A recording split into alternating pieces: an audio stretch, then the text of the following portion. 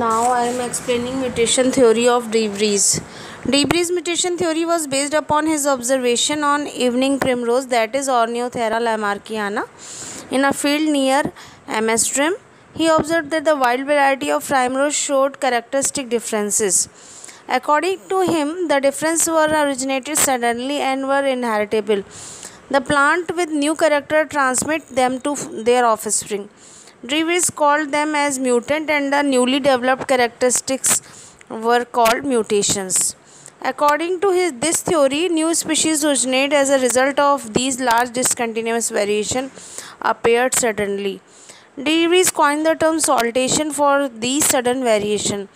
तो D Vries का कहना था कि जो म्यूटेशन है वो अचानक से दिखने लगते हैं, sudden change in a gene, और इसको बताने के लिए उन्होंने एक प्लांट जिसका नाम होता है इवनिंग प्रिमरोज यानी ऑर्नियोथेरा लैमार्कियाना, बॉटनिकल नेम है इसका, उस पर स्टडी की। तो उन्होंने कहा कि इसकी कई वैरायटी देखने को मिलती हैं, वाइल्ड वैरायटी और न्यू कैरेक्टर्स उसमें जो आए हैं वो म्यूटेशन से हुए हैं, और उसको म्यूटेंट का नाम दिया था डी व्रीज ने। और उन्होंने एक टर्म भी यूज़ किया था सॉल्टेशन, ये जो अचानक वेरिएशन चेंजेस होते हैं उनके लिए। तो उनके कुछ जो इम्पॉर्टेंट फीचर्स हैं उनकी म्यूटेशन थ्योरी के, वो क्या हैं?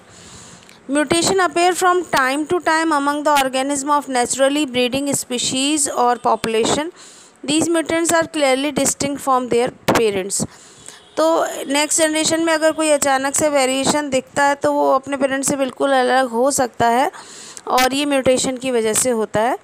Mutation are heritable and form new species, और जो चेंजेस होते हैं जीन में वो नेक्स्ट जनरेशन में भी जाते हैं, जिससे नई स्पीशीज़ का फॉर्मेशन यानी स्पेशिएशन होता है।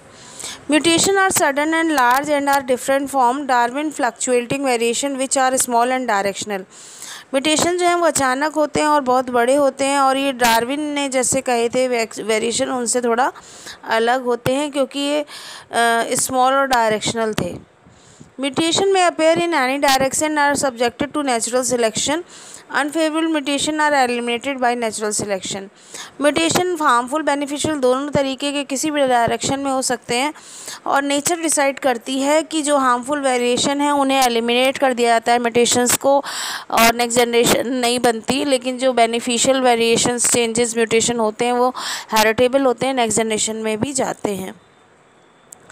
De Vries mutation were significant to the evolutionary process, though mutation alone are possible for evolution। तो evolution के स्टडी में ये बहुत significant रोल है जो De Vries ने म्यूटेशन की थ्योरी के बारे में बताया। उन्होंने evolution को इससे समझाया था, but these provide the raw material on which other force can act to bring about the evolutionary changes।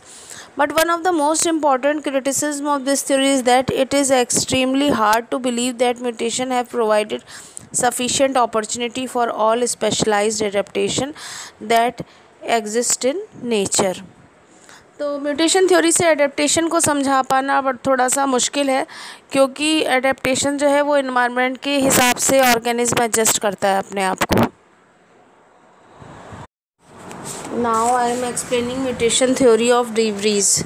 De Vries mutation theory was based upon his observation on evening primrose, that is Ornithera lamarckiana, in a field near Amsterdam. He observed that the wild variety of primrose showed character